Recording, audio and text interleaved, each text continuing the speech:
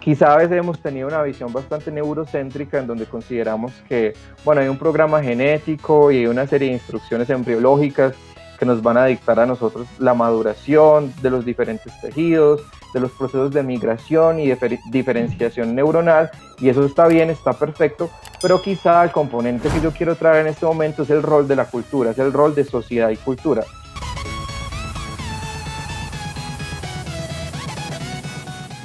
Realmente el bilingüismo y el multilingüismo es un fenómeno más bien no la excepción, sino la norma a nivel mundial. Cuando uno mira, digamos, países como Colombia, de donde soy originario yo, aunque la gran mayoría de la población pueda considerar que el país es predominantemente monolingüe, constitucionalmente, digamos, en las diferentes regiones, hay aproximadamente 65 idiomas o lenguas indígenas. También, digamos, es bastante común el hecho del multilingüismo en Europa, en Asia y en África, donde, digamos, las personas están constantemente interactuando en diferentes idiomas. Entonces, quizá en algunos sectores, sobre todo en Latinoamérica, pueda haber esta noción del monolingüismo como predominante, pero realmente el bilingüismo y específicamente el multilingüismo es de hecho la norma en diferentes países. Entonces, yo tengo esta fascinación por el lenguaje. Yo soy, digamos, docente de psicolingüística y investigo en la parte de psicolingüística porque el lenguaje nos define conspicuamente. Es decir, que nosotros hacemos la representación de la realidad, creamos conocimiento y todas estas nociones filosóficas y estéticas se construyen a través del lenguaje. Pero llega la fascinación de, imagínate que estamos todos conectados acá y atentamente todas las personas están escuchando a una persona que simplemente está exhalando y en ese proceso de exhalar está generando una serie de sonidos, una serie de fonemas que son arbitrarios, es decir, que en sí mismos no tienen una significación propia, digamos, a excepción de las onomatopeyas, que son los sonidos que son parecidos a la forma en que se producen naturalmente, pero que construyen nuestro mundo. Entonces, ¿cómo es eso que a partir, digamos, de esos fonemas o de las impresiones escritas que serían los grafemas, nosotros básicamente aprendemos, hacemos la interpretación del mundo y creamos una noción de conciencia, de autoconocimiento, de propiocepción y de exploración? Entonces, ¿qué tiene que pasar en el cerebro y cómo eso está permeado por la cultura y por la sociedad para que lleguemos a tal nivel? Entonces, hablando, digamos, de lo que sería la concepción de la facultad del lenguaje, no entendiéndola como comunicación, sino entendiéndola como un producto cognitivo, como una facultad cognitiva, como una función psicológica superior, viene la primera pregunta que como que inicia este debate y que siempre en los libros de psicolingüística, neurolingüística, psicología cognitiva ha tenido, digamos, gran relevancia desde mitad del siglo XX y ¿es el lenguaje equivalente a la comunicación o los animales, las diferentes especies animales tienen lenguaje? Y sabemos de una serie de sistemas muy sofisticados de colocación, de sistema de comunicación por feromonas, de diferentes, digamos, productos animales y esquemas que alcanzan gran complejidad, pero entonces podríamos decir que también tienen lenguaje los animales y que la comunicación es equivalente. Entonces, digamos que dentro de lo que es la literatura psicolingüística, los diferentes autores en psicología cognitiva, en neurociencias, han propuesto una serie de propiedades que son las que básicamente definen lo que vendría a definir el lenguaje como facultad. Y dentro de ellas hay una serie de características como el desplazamiento, que sea el hecho de que yo me pueda referir al pasado, al futuro, hablar de condiciones, que yo pueda hacer hipótesis, es decir, que me pueda desplazar de lo que está meramente en el aquí y en el ahora, de lo que sería mi proceso de subsistencia y de sobrevivir, a hacer una serie de reflexiones que se van, como ya dije anteriormente, hacia el pasado, el futuro, es decir, que vienen a hablar de lo condicional. También digamos el hecho de que hay una productividad y es que a partir de una serie de caracteres limitados, como podría ser el alfabeto y los grafemas que lo componen, usted puede hacer una serie de combinaciones, es un sistema combinatorio en donde viene hasta la productividad y la creatividad. Entonces Daniel puede decir, no se te ven todavía las diapositivas, y yo puedo decir, Daniel dijo que no se veían las diapositivas, y después una persona puede decir, Daniel dijo que Jonathan dijo que si ya se veían las diapositivas, y de esta manera podemos tener una serie de creaciones y de organizaciones sintácticas, es decir, de la estructura de la oración que nunca antes se habían visto. Aparte de eso, también, digamos, hay una especialización a nivel neural, en el sentido de algo que vamos a ver ahora, de que hay una serie de circuitos o redes que están especializadas para la comprensión y producción del lenguaje. También digamos que filogenéticamente, es decir, a través de la historia de la especie, se han producido una serie de cambios en la forma en cómo está conformado todo nuestro canal faríngeo, laríngeo, la manera en que, digamos, la lengua viene a actuar, toda la parte de las cuerdas vocales, la manera en que hay una conexión entre los procesos aferenciales y eferenciales, es decir, de la producción y control motora del movimiento, y de la manera como tenemos también los procesos de sensación y percepción. También digamos que hay un sentido de arbitrariedad, porque si tú miras una palabra y, por ejemplo, aquí yo tengo una cadena y yo digo cadena, que tiene, digamos, unas sílabas, que tiene una cantidad de grafemas o de letras. Es decir, que en cadena no está la palabra cadena, sino que hay una imagen mental que, digamos, surge a partir de un símbolo que se estableció arbitrariamente, pero a partir de esas arbitrariedades, de esos signos, del signo lingüístico, lo que nosotros podríamos denominar ya luego palabras, es que le damos una interpretación. Entonces, en este sentido, de estas propiedades del lenguaje, se ha encontrado que, aunque hay sistemas de comunicación animales bastante sofisticados y que tienen alguna de estas propiedades, cuando se mira psicológicamente y psicolingüísticamente, todavía no se ha encontrado, digamos, un sistema animal que tenga, digamos, como que todos los chulos que les presento acá, de especialización filogenética, de semanticidad, de arbitrariedad, de retroalimentación, de juego de roles, digamos, de procesos de teoría de la mente o de mentalización, en donde usted pueda anteponer, en donde usted pueda darse cuenta de posiblemente cuáles puedan ser los pensamientos de la otra persona. Es decir, yo sé o presupongo que tú sabes y yo sé que tú no sabes, y entonces por eso puedo tener una idea, me puedo desplazar, es transmitido culturalmente. Entonces, cuando uno mira toda la lista de las propiedades, hasta ahora lo que dice la literatura, aunque digamos en algún momento se encuentra algo diferente, se tendría que reescribir en toda la psicolingüística, es que para que sea una función psicológica superior y una facultad, como se las he descrito hasta ese momento, parece ser que solo se ha dado en nuestra especie, en los humanos específicamente, con algunas hipótesis que todavía no están totalmente confirmadas, de que, digamos, hubiese también, digamos, una representación inicial en neandertales, pero, digamos, las investigaciones continúan al respecto. Entonces, Jonathan, disculpa, una pregunta. ¿Tú estás pasando diapositivas en este momento? no, todavía no he Ah, pasado ok. diapositivas. Ah, ok, listo. Listo. Bueno, entonces llegamos a un momento en donde, aunque yo amo el cerebro y aquí estamos en un canal de divulgación sobre temas de ciencia y digamos, tenemos una visión magnífica del cerebro, tenemos que pensar en las interacciones. Y entonces aquí yo coloco interacciones, interacciones, ¿en qué sentido? En que quizá a veces hemos tenido una visión bastante neurocéntrica en donde consideramos que, bueno, hay un programa genético y hay una serie de instrucciones embriológicas que nos van a dictar a nosotros la maduración de los diferentes tejidos, de los procesos de migración y de diferenciación neuronal, y eso está bien, está perfecto, pero quizá el componente que yo quiero traer en este momento es el rol de la cultura, es el rol de sociedad y cultura. Es decir, cómo el cerebro con su programa genético, en el momento en que empieza a estar en contacto ya como digamos en sociedad y en cultura, puede generar cambios que permitan una reconfiguración. Entonces hay un ejemplo muy interesante con respecto al lenguaje, y es, siempre se ha tenido esta pregunta sobre la cualidad innata del lenguaje, es decir, si el lenguaje es innato o es un producto cultural. Entonces, hoy en día tenemos más pistas, pero inicialmente se tenía, digamos, mm, esta pregunta tan grande y digamos que hay registro de experimentos que violaron toda la ética y deontológica psicológica sobre cómo podría ser suprimir a un niño de total contacto con el lenguaje, no hablarle, que no escuchara nada, o por ejemplo casos más fortuitos en la literatura de por diferentes azares del destino, de la historia, niños que se vieron envueltos en algún tipo de accidente o que digamos se perdieron en algún momento y fueron criados por otras especies animales como lobos o como digamos, se tiene digamos también registro de bonobos. Entonces, ¿qué pasaría ahí? Si bastaría con, con el programa genético con el que ya venimos o se necesitaría esa parte cultural y social.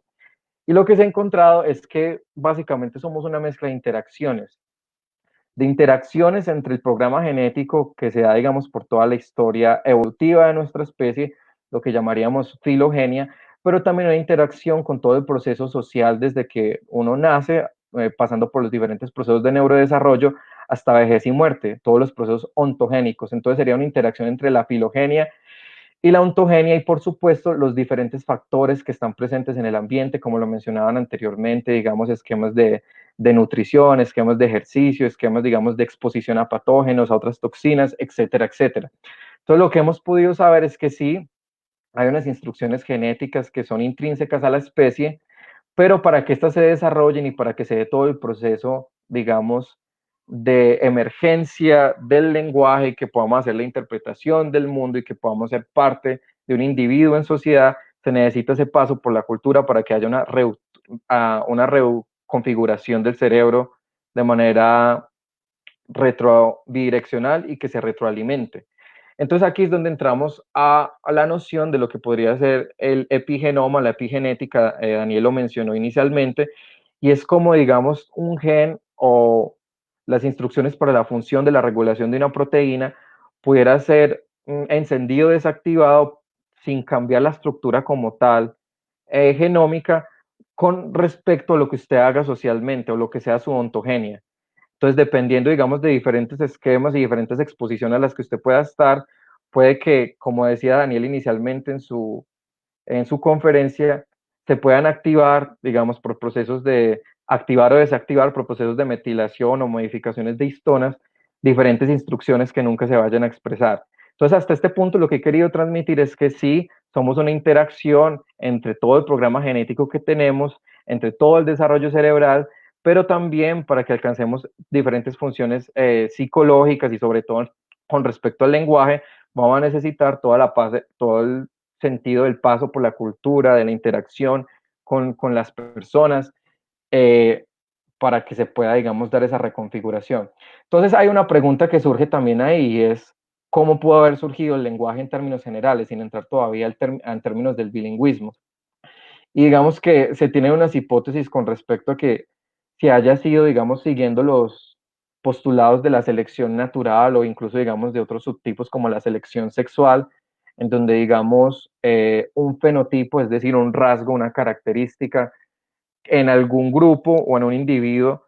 generara mejores probabilidades de adaptación y por consiguiente esto maximizara sus posibilidades de reproducción de tal manera que ese rasgo, los individuos con dicho rasgo tuvieran mejor adaptación y por tanto mejores chances de transmitirlo a las siguientes generaciones. O también, digamos, eso sería una posición, o también, digamos, otros teóricos como Tomasello del Instituto Max Planck consideran que pudiera haber sido por una exaptación o lo que consideraríamos un biproducto, entendiendo en ese sentido la exaptación como, digamos, estructuras existentes que ya estaban para el control motor o, digamos, para toda la parte de la motricidad y que inicialmente no surgieron para el lenguaje, pero que posteriormente como ya estaban constituidas, pudieron haberse utilizado para procesos de socialización. Entonces aquí es donde viene la parte de la cognición social, la manera en que, digamos, entre pares se pudo, digamos, maximizar los procesos de caza, maximizar los procesos de adquisición de alimento y que para hacer eso se tendría que empezar con un protolenguaje o incipientemente con la manera en que se iba a poder dar un proceso de comunicación no tan sofisticado, pero digamos sí que diera paso ya a una protogramática, una protosintaxis inicial. Bueno, entonces ya entrando ahí en términos más neuronales, en el siglo XIX, a mitad del siglo XIX, estamos hablando de, digamos, la tercera y cuarta década de 1800, hubo una serie de estudios post-mortem en donde, digamos, algunos neurólogos y neurólogos tuvieron en vida pacientes que presentaban alteraciones del lenguaje. Entonces, pacientes que tenían grandes problemas con respecto a la producción o a la comprensión, y que después de que murieron se les hizo la autopsia, la correspondiente autopsia post-mortem, y se encontró que tenían grandes lesiones. Entonces, en esta primera lesión, en esta primera generación se propuso un modelo clásico de lo que iba a ser el lenguaje, cómo podría estar el lenguaje almacenado dentro del cerebro. Y a partir de esos estudios de personas que tuvieron en vida esos problemas y que luego pues les miraban el cerebro post-mortem, se hizo, digamos, un primer acercamiento en donde, en honor a los neurólogos que hicieron, digamos, todo el estudio, se encontró, digamos, aquí, no sé si alcanzan a ver, que dice área de Broca y área de Wernicke para las áreas, para los áreas de producción en el caso de Broca y de comprensión en el caso de Wernicke, y que era el fascículo arqueado y que daba esa comunicación en este primer momento entre, digamos, la manera en que se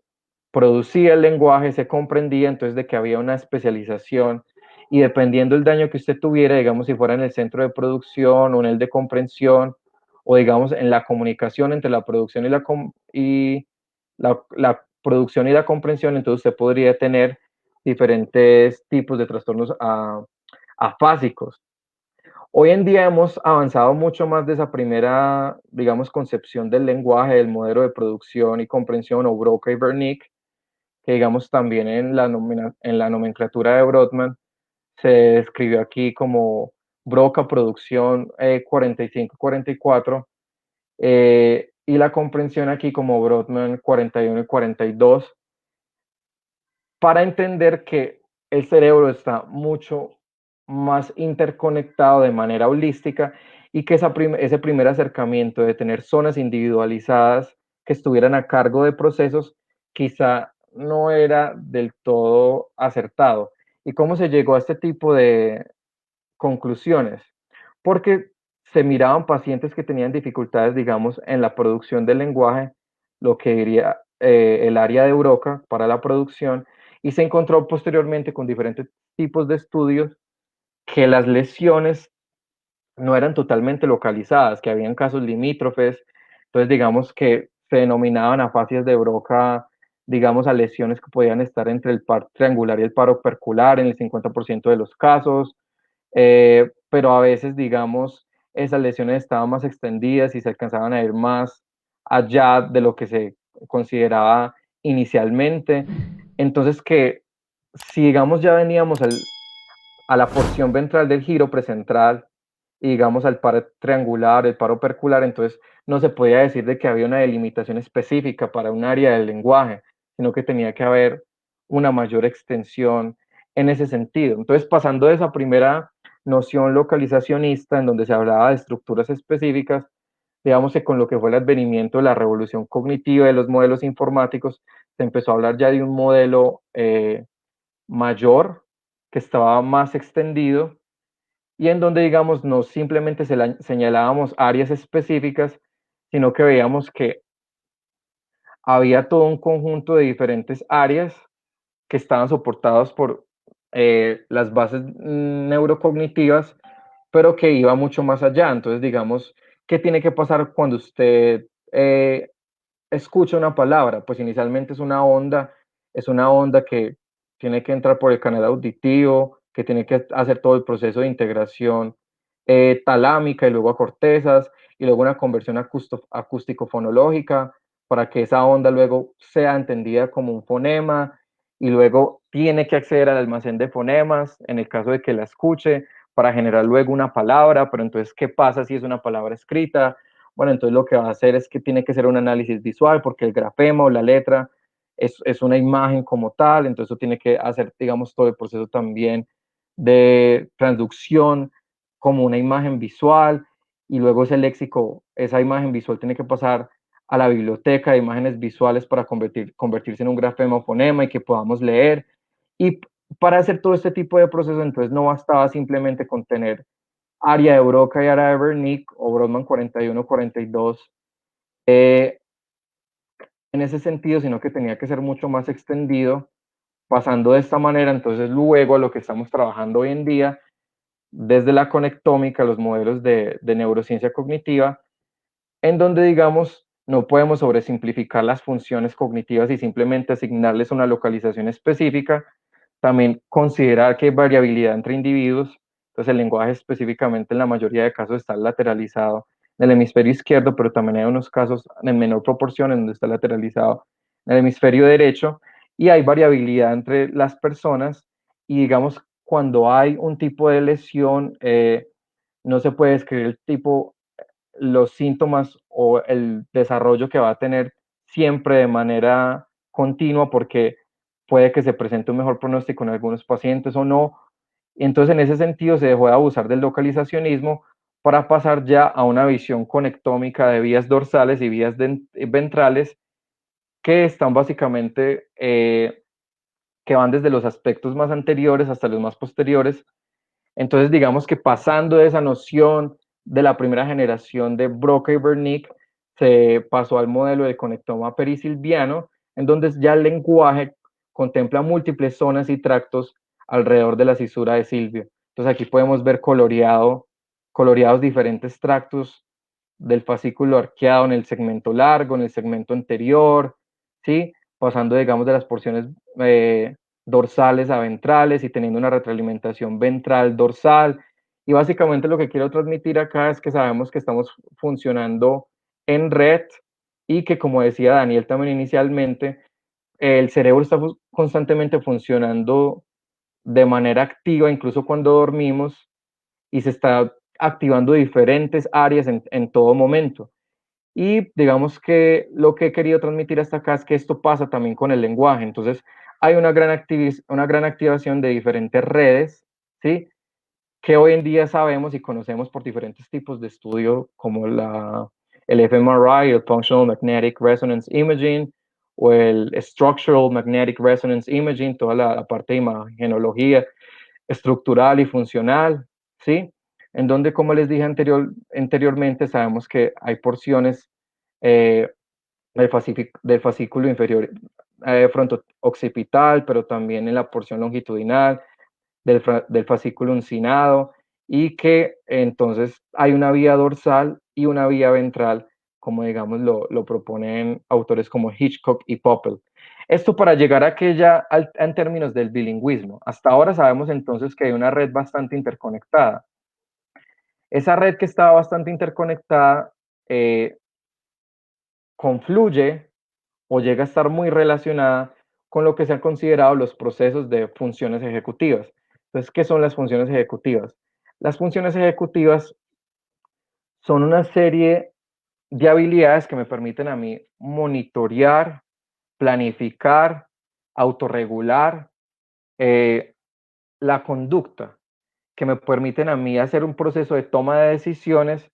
y que me permiten a mí controlar procesos como el de memoria de trabajo, como procesos de impulsividad, como procesos en los que yo pueda inhibir una respuesta que no es deseada, planear y esperar,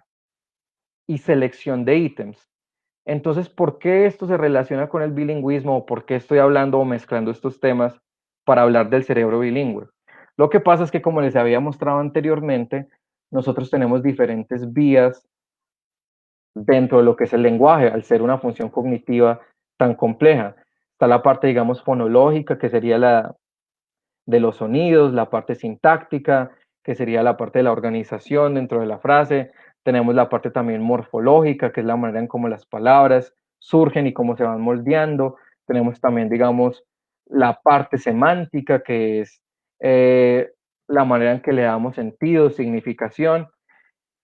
Y para hacer esto, hemos visto, digamos, en diferentes investigaciones que se necesita un gran uso de las funciones ejecutivas. En el momento en que usted va a seleccionar una palabra, en el momento que usted está escuchando, al mismo tiempo que esté viendo. Todo eso se denominan cargas psicológicas. Entonces, la carga cognitiva que usted tiene que ejercer para poder, digamos, entender la palabra escrita, entender la palabra que escucha, o bueno, el fonema, convertirlos, pasar por el almacén semántico, pasar por el almacén fonológico.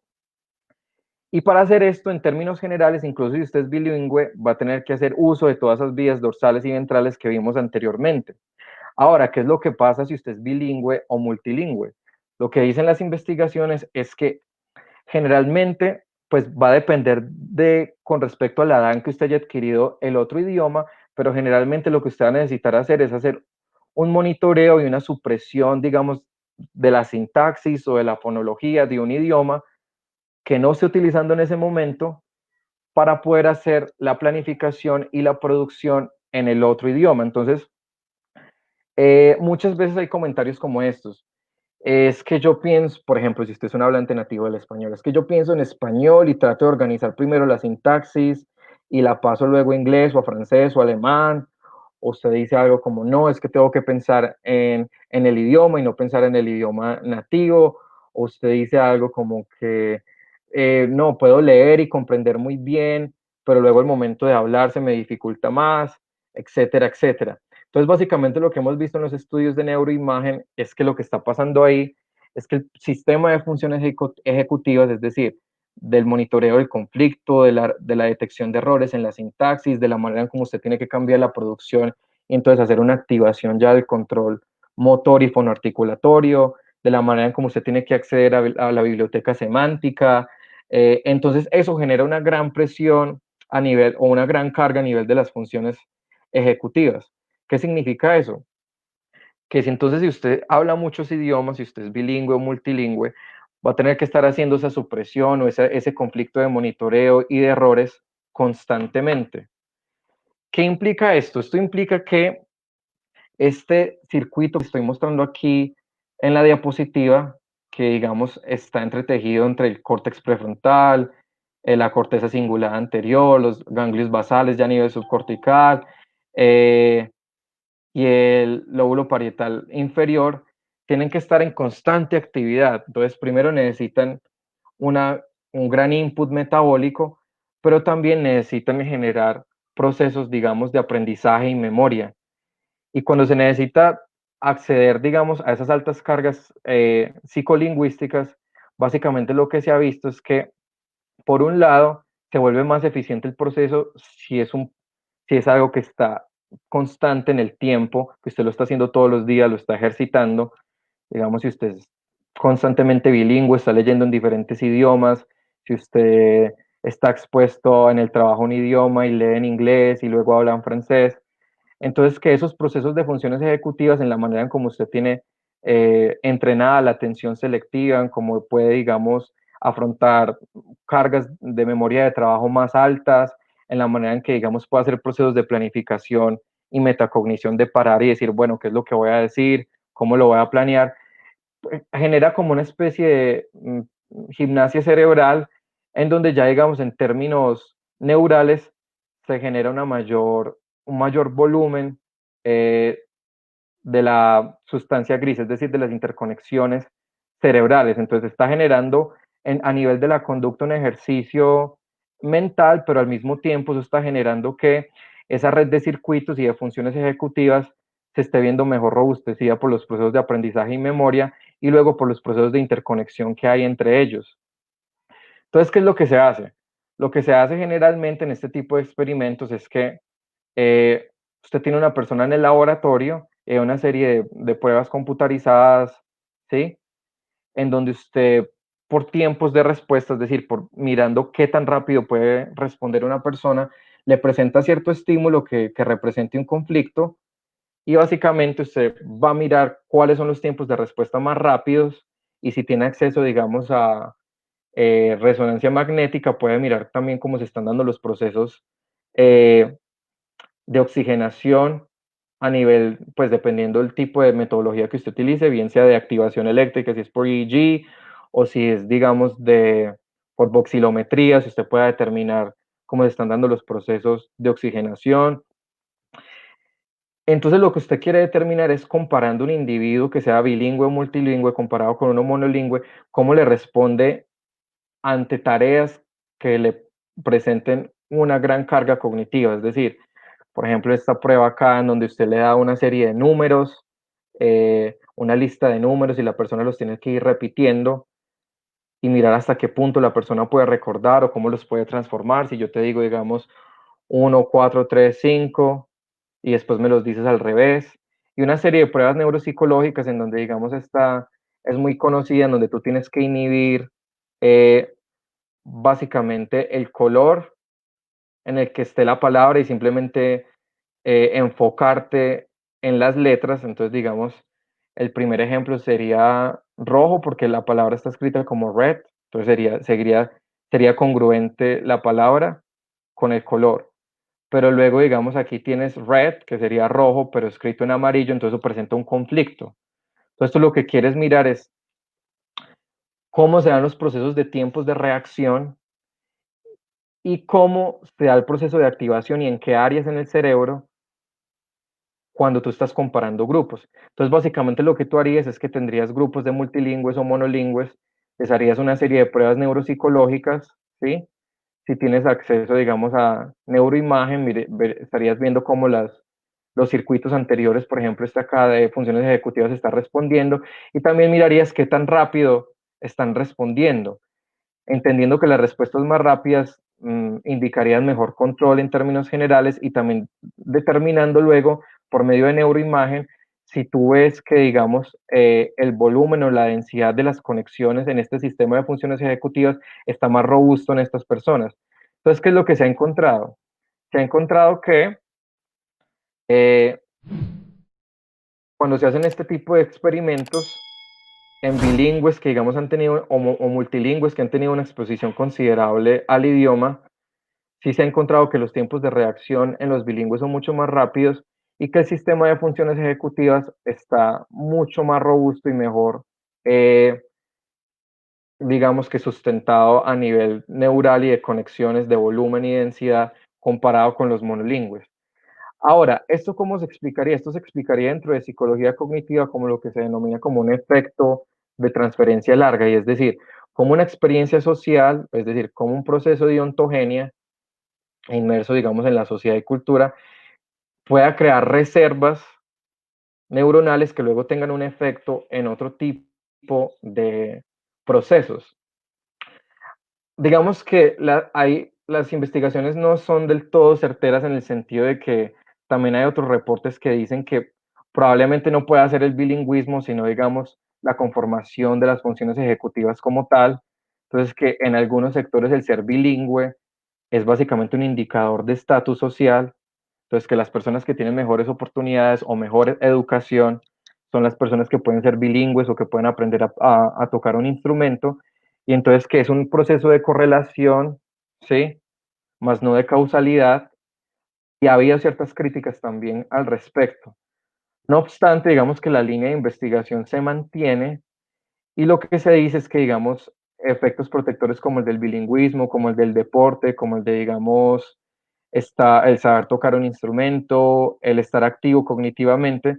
sí puede mejorar esta red de funciones ejecutivas y que de hacerse de manera prolongada puede servir como un factor protector luego para los procesos de vejez y en algunos casos en procesos de neurodegeneración, digamos como Alzheimer, en el sentido de que esta red del lenguaje va a ser muy importante también, digamos, para otros procesos luego en adultez y vejez. Y que en ese sentido, pues, pudiera conformarse como una ventaja cognitiva, una reserva que pudiera funcionar a largo plazo. Bueno, realmente es una introducción básica, no muy técnica, eh, con respecto al lenguaje. Yo estoy enamorado del lenguaje, trabajo el lenguaje, tanto digamos en adquisición del lenguaje como monolingües, multilingües, aprendizaje de idiomas, y últimamente hemos estado trabajando la parte neurocognitiva. Entonces, digamos que sí, esto era lo que yo les quería compartir así de manera básica. Entonces ya quedo como abierto para la parte de preguntas.